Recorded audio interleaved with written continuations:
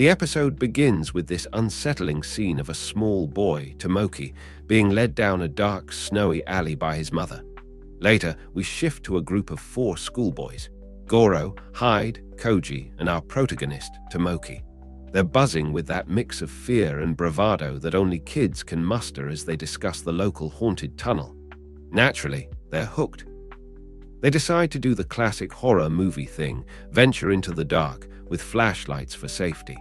As they step into that tunnel, the atmosphere instantly shifts. It is a cold, oppressive space with the walls marked by disturbing, scratch-like patterns. Then, the first jolt, something falls on one of the boys' heads. It turns out to be water, but the tension it creates is palpable. The boys decide to press on. They have just had an unnerving experience, and yet they ignore their fear and press on further into the dark.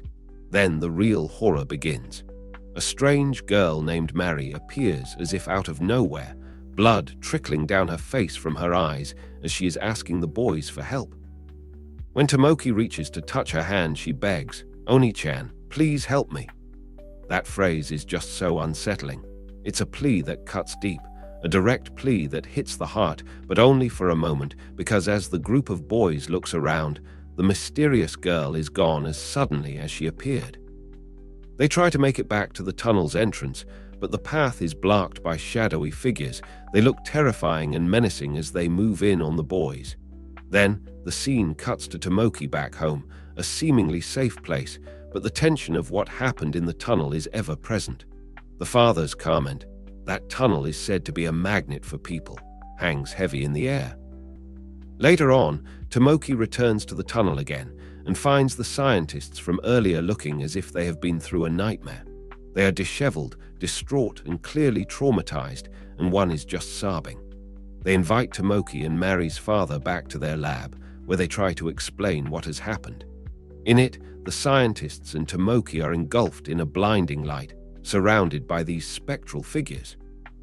They babble about strange radiation and how the tunnel is a place of evil. As they babble on, the whole lab is bathed in a surreal purple glow. Mary shows up, and the other shadowy figures that seem to be haunting this tale surround them and reach for Tomoki. They have these ghastly eyes that pierce through you. They are terrifying. Tomoki screams as the scene cuts to one of the scientists crawling on the ground of the tunnel.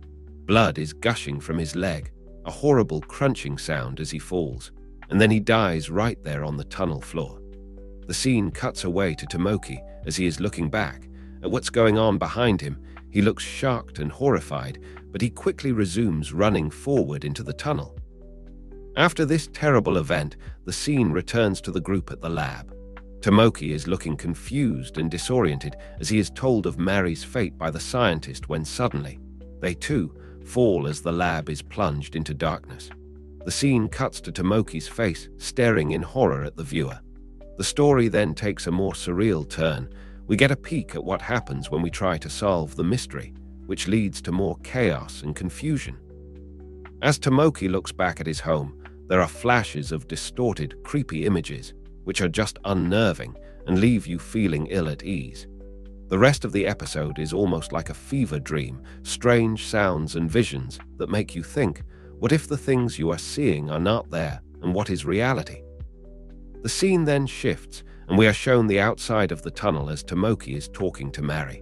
It is snowing heavily, and the tunnel looks cold and dark.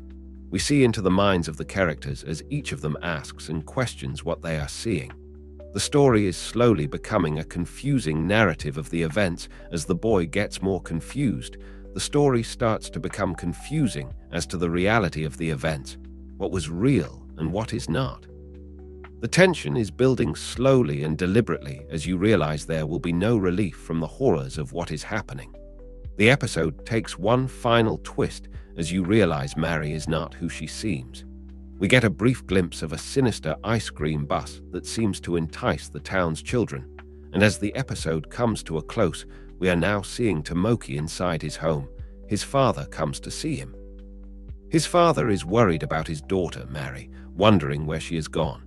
The tension in the air is palpable as Tomoki asks, "Where was Mary?" He does not know, but it seems that the evil that was at play in the tunnel is somehow attached to his little sister. The series gives us a clue as to what we can expect to see, showing a brief flash of a woman crawling out of the television. Then, Tomoki's father recalls the rumor of the tunnel being a place that draws in people. This is when it is confirmed that something is happening in that tunnel, which is why it is such a sinister location. Finally, as his father is distracted, looking at a flyer, Tomoki makes his escape. He goes back to the tunnel, and that is where the horror begins. The boy is quickly overtaken, and it all goes downhill from there. The episode ends on the image of an empty tunnel, as if what just happened was not real. Was it ever?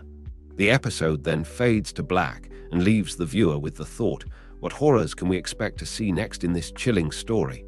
Thanks for tuning in. Stay curious, stay awesome, and don't forget to hit that subscribe button for more amazing content.